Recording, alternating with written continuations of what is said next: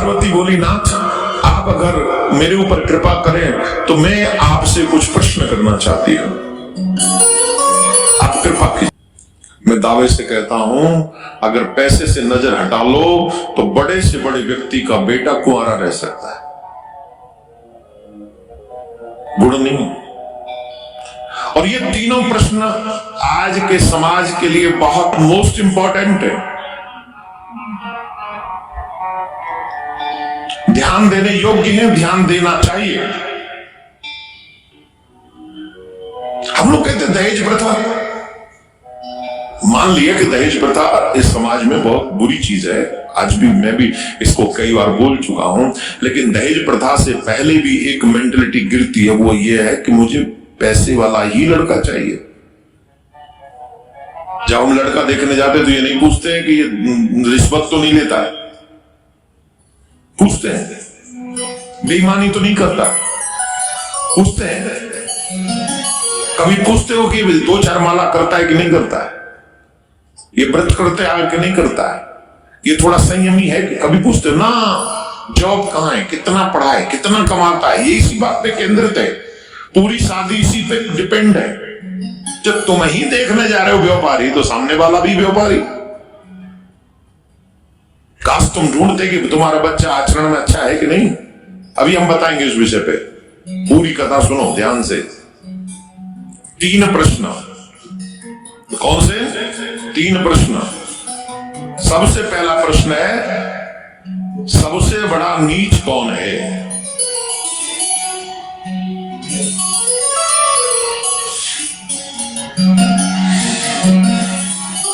नीच कौन है सबसे बड़ा? वह व्यक्ति सबसे बड़ा नीच है जो अपनी पत्नी और अपने बच्चों को बेसहारा छोड़कर भाग जाता है, जिम्मेदारियों से अलग भाग जाता है, वो सबसे बड़ा नीच।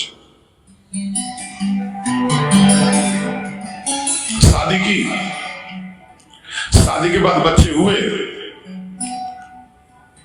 और किसी भी कारण से, जैसे कई लोगों को दूसरी कन्या पसंद आ गई और दूसरी आ गई, इसको छोड़ा, चलो अब हम तलाक ले रहे, हम तुम्हारे साथ खुश नहीं है, तुम छोड़ के चले जाओगे, तुम्हारे बच्चे किसके सहारे रहेंगे?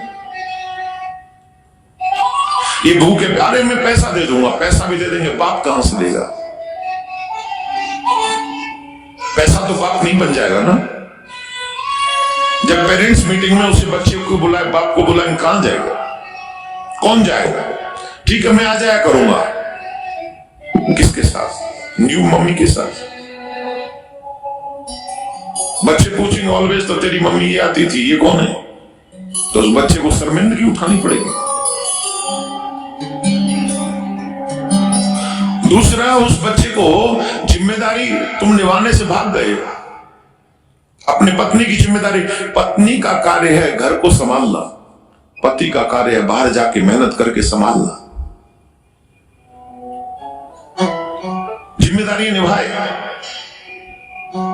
वो सबसे नीचे है जो भूखे पत्नी, भूखे बच्चों को देखकर जिसका हृदय ना पिघलता हो, जिसका हृदय विदीर्ण ना होता। जो मनुष्य अपने घर में बच्चों को, अपनी पत्नी को भूख से तड़पते हुए देख सकता है, उससे बड़ा नीच कोई नहीं। उसके लिए तुम छोड़ के चले जाओगे, तुम्हारे बच्चे किसके सहारे रहेंगे? ये भूखे प्यारे में पैसा दे दूंगा, पैसा भी दे देंगे, बाप कहां से देगा? पैसा तो बाप नहीं बन जाएगा ना। जब पेरेंट्स मीटिंग में उसे बच्चे को बुलाए, बाप को बुलाए, कहां जाएगा? कौन जाएगा? ठीक है मैं आ जाया करूंगा, किसके साथ? न्यू मम्मी के साथ। बच्चे पूछेंगे ऑलवेज, तो तेरी मम्मी ये आती थी, ये कौन है? तो उस बच्चे को शर्मिंदगी उठानी पड़ेगी। दूसरा, उस बच्चे को जिम्मेदारी तुम निभाने से भाग गए, अपने पत्नी की जिम्मेदारी। पत्नी का कार्य है घर को संभालना, पति का कार्य है बाहर जाके मेहनत करके संभालना। जिम्मेदारी निभाए।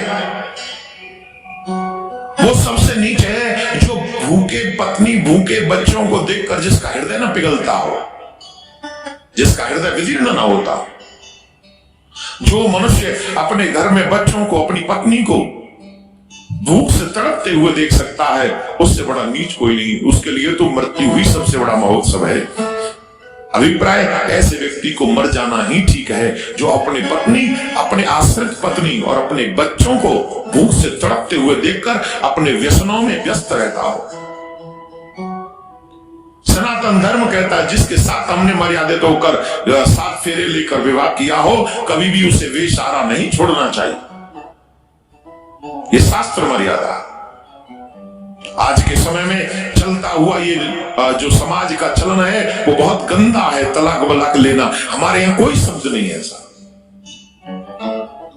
भगवान भोलेनाथ कहते, देवी तुमने संसार के हित के लिए बड़ा मन सुंदर प्रश्न किया है। संसार में सबसे बड़ा नीच वही है जो अपनी पत्नी और अपने बच्चों को बेसहारा छोड़कर सिर्फ अपने सुखों की खातिर जीता है। उससे बड़ा नीच कोई नहीं।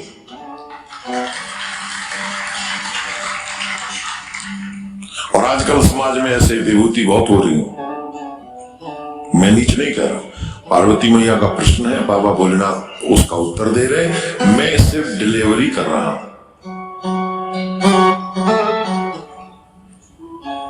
समझ में आ गया?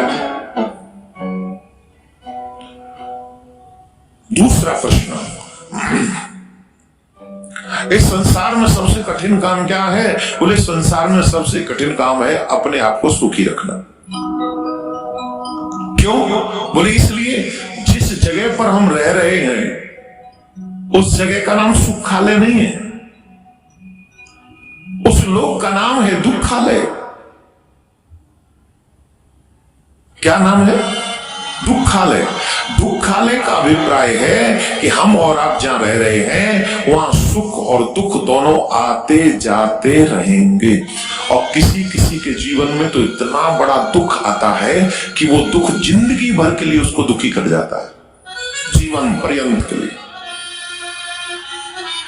इस स्थिति में, कठिन परिस्थिति में, दुखालय में पहुंचकर भी अपने आप को सुखी रख पाना, यह सबसे क्रिटिकल कंडीशन है, यह सबसे कठिन काम है।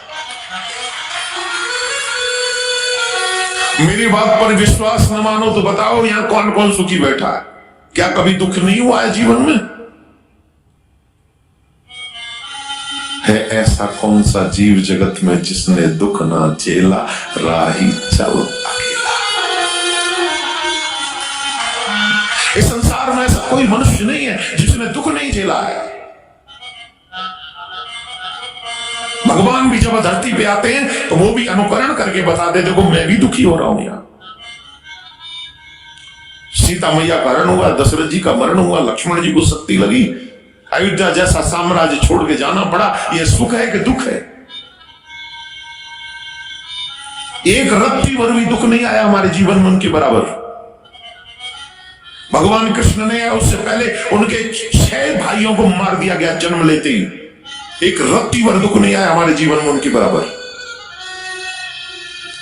कठिन स्थितियों को होने के बावजूद भी अपने आप को सुखी रखना, यही सबसे कठिन काम है। अब बोलो है कि नहीं ये कठिन काम? बोलो है कि नहीं ये कठिन काम? सबसे कठिन काम क्या? अपने आप को सुखी रखना।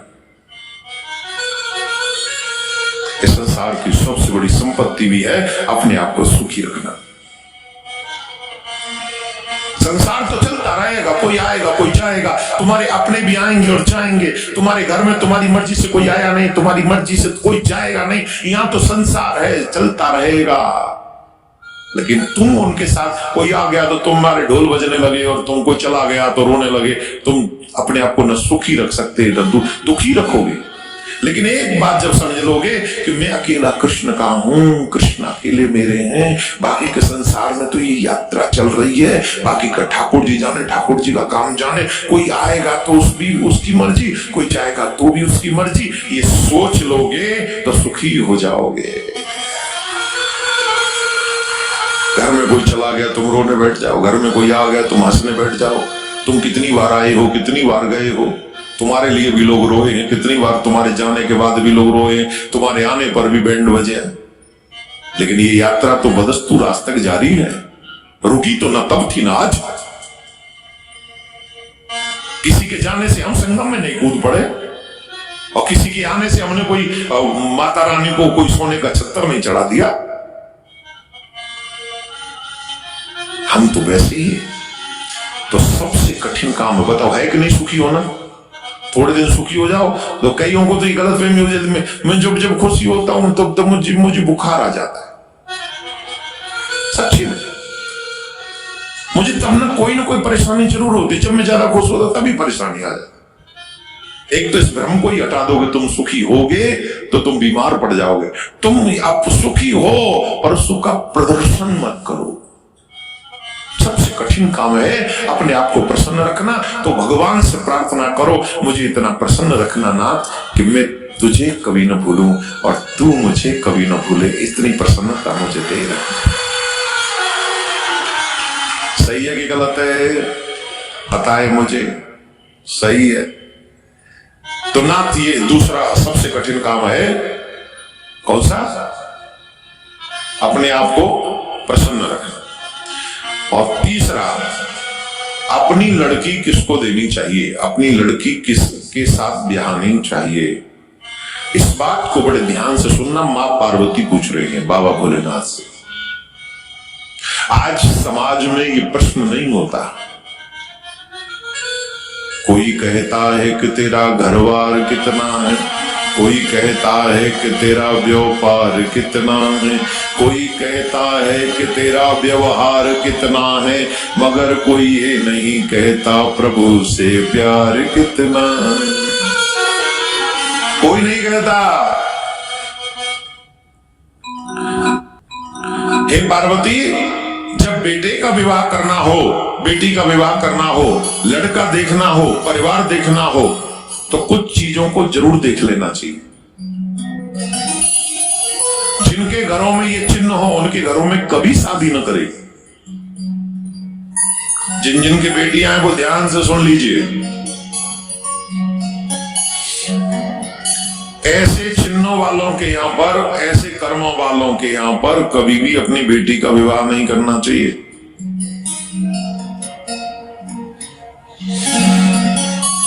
क्या चिन्ह है महाराज? बोले सुनो।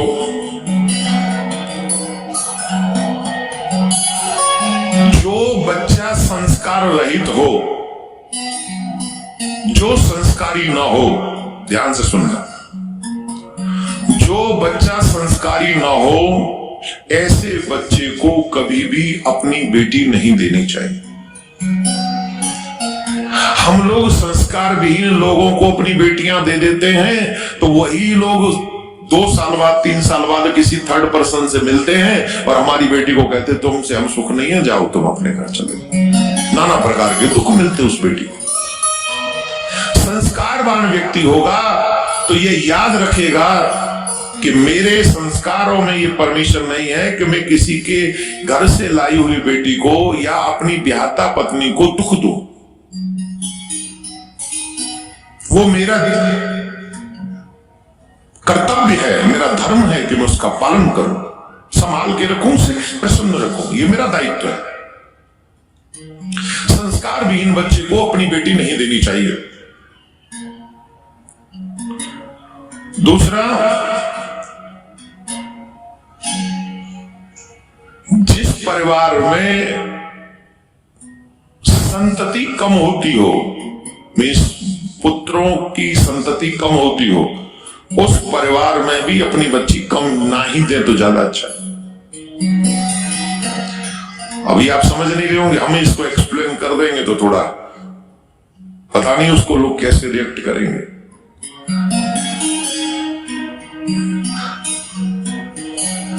इतना ही समझ लो, जिस परिवार में संतति कम होती हो वहां नहीं देनी चाहिए। मैं भी क्यों झंझट में पढ़ूं, इतना ही समझ लो।